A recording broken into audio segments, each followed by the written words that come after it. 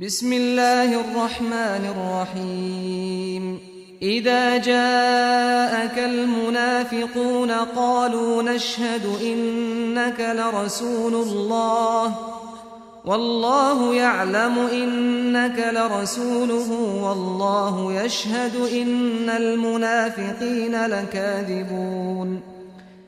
اتخذوا أيمانهم جنة فصدوا عن سبيل الله إنهم ساء ما كانوا يعملون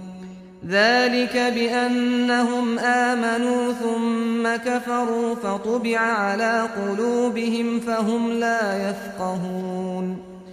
وإذا رأيتهم تعجبك أجسامهم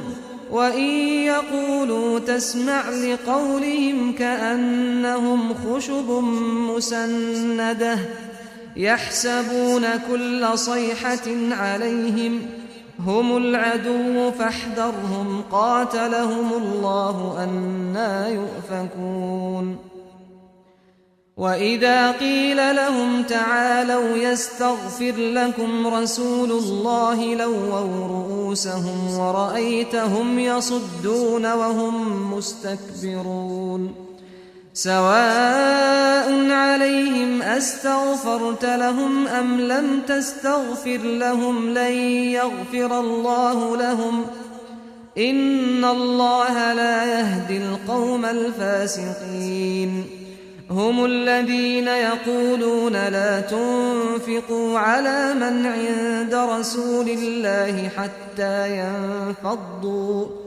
ولله خزائن السماوات والأرض ولكن المنافقين لا يفقهون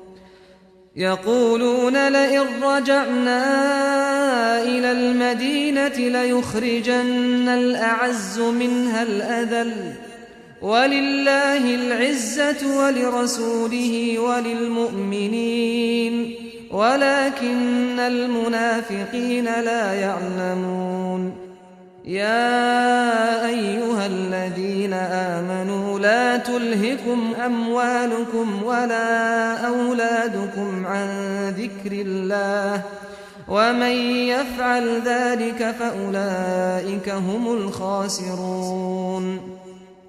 وأنفقوا مما رزقناكم من قبل أن يأتي أحدكم الموت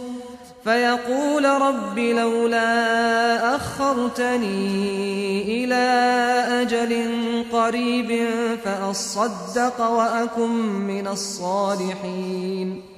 ولن يؤخر الله نفسا إذا جاء أجلها والله خبير بما تعملون